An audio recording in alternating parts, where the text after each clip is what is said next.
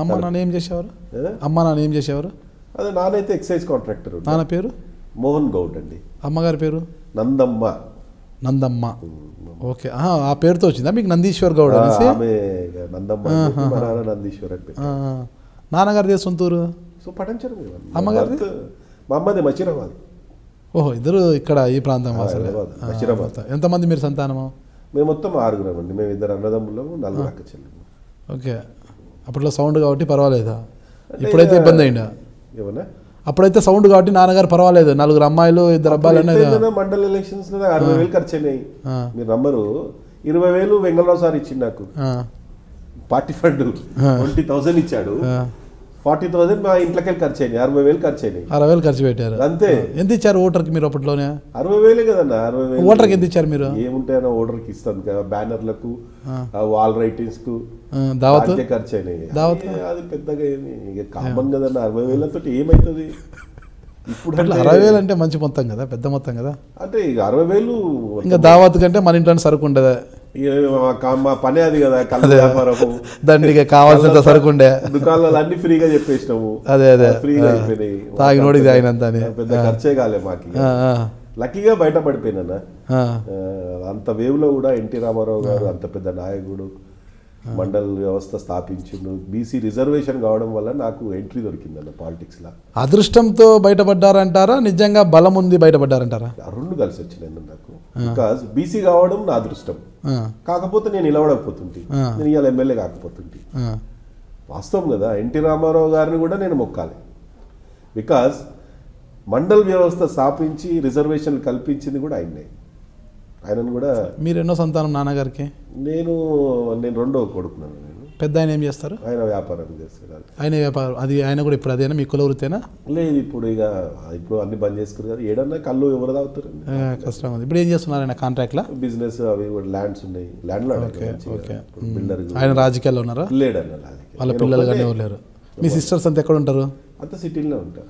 సిటీలో. మీ బావగారు అంతా వ్యాపారం చేస్తారు. అందరూ వ్యాపారస్తులే, ఎవరు కూడా ఎంప్లాయీస్ ఎవరు లేరు?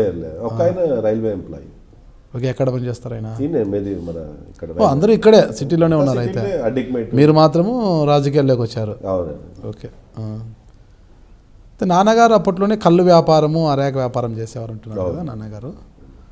అయితే అప్పట్లో నాన్నగారికి ఈ దొంగ నోట్ల ముద్రణ విషయంలో కొన్ని ఆరోపణలు వచ్చాయి మోహన్ గౌడ్ గారి పేరు మీద.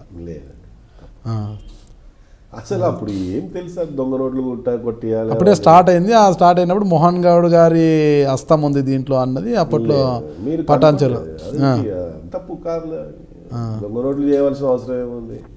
మాకు ఇప్పటికి ల్యాండ్స్ ఉన్నాయి. చెప్తున్నాను కదా, మా నాన్న దగ్గర first motor cycle, telephone, land line phone కూడా 4-5 ఉండే పటాన్చర్లు. అందులో మేము ఒకటి. ల్యాండ్ లైన్ ఫోన్స్ ఎక్స్ఎమ్మెల్యే గారి ఇంట్లో, మా ఇంట్లో, సర్పంచ్ గారి ఇంట్లో, అట్లా 4 దగ్గరనే ఉండే. ఇక్కడ మనకు సమాజంలో ఒకటే మనం గమనిస్తుంటాం, ఎప్పుడు కూడా లేనోడు లేనోడుగానే ఉంటాడు, ఉన్నోడు ఇంకా ఎక్కువ ఎదగాలి, ఇంకా సంపాదించాలనే ఆలోచన ఉంటుందన్నమాట. ఇంకా సంపాదించాలి, నేను ఇంకా ఎదగాలి, ఈరోజు ఈ కార్లో తిరుగుతున్నారు, ఇంకొక మంచి కార్లో తిరగాలనే ఆలోచన ఉంటాయి. ఆలోచనలతో కొంతమంది కొన్ని దారులు ఎత్తుక్కుంటుంటారు అనమాట. అలాంటి సమయంలోనే నాన్నగారి మీద ఆరోపణలు వచ్చాయి అనేది ఉంది. తప్పు సార్ అది. అస్సలు అలాంటి ఆరోపణ ఉంటే ఏదైనా ప్రూఫ్ ఉండాలి కదా, కేసు కావాలి. ఇప్పుడు దొంగ నోట్లు చేశారని మీరు ఏదో ఆరోపణ ఉంది అంటున్నారు. దాని మీద ఏదైనా కేసు, పోలీస్ స్టేషన్ ఏదైనా ఉండాలి కదా, ఎఫ్ఐఆర్ కోర్టులో కేసు ఉన్నట్టు ఉండాలి కదా. రాజకీయ ఎన్నో అంటారు, ఏదో ప్రూఫ్ కావాలి కదా. ఆడ మీరు రాజకీయాల్లో అనవసరం కదా, రాజకీయాల్లో కూడా లేడు ఆయన. మా నాన్నగారు ఆయన వ్యాపారం చేసుకుంటుంటే హైదరాబాద్లో ఇక్కడ మారేట్పల్లిలో కంపౌండ్ ఉండే మాకు. నేను చిన్న ఉన్నప్పుడు స్కూల్ చదువుకునేటప్పుడు బోయిగూడ, మారేట్పల్లి, మషీరాబాదు, అడ్డిక్మేటు ఇవన్నీ చేశారు. మా నాన్న ఇక్కడ నారాయణగూడలో డిపో ఉండే, అరాక్ డిపో. అప్పుడన్నా మేము స్కూల్కి వెళ్ళి వచ్చినప్పుడు స్కూటర్ మీద తీసుకెళ్తుండే మమ్మల్ని. అక్కడ హోటల్ ఉండే, ఐస్ క్రీమ్ హోటల్ ఒకటి, అక్కడ తీసుకెళ్ళి ఐస్ క్రీమ్ తినిపిస్తుండే మమ్మల్ని చిన్న ఉన్నప్పుడు, 2nd క్లాస్ 3rd క్లాస్లో. ఓకే ఓకే, అట్లా గుర్తు మాకు. పెద్దగైనాక ఇప్పుడు ఇంకేముంటుంది సార్, దుకాణం ఉంది కదా ఏమన్నా? ఏం లేదా? దుకాణం ఉంది, వ్యాపారం చేస్తారు, లేదంటారా? ఏం లేదు, ఎప్పుడు లేదు, ఇప్పటికీ ఐస్ క్రీమ్ తింటారా? అంతే కదా, అన్నీ బంద్ చేసుకున్నామండి.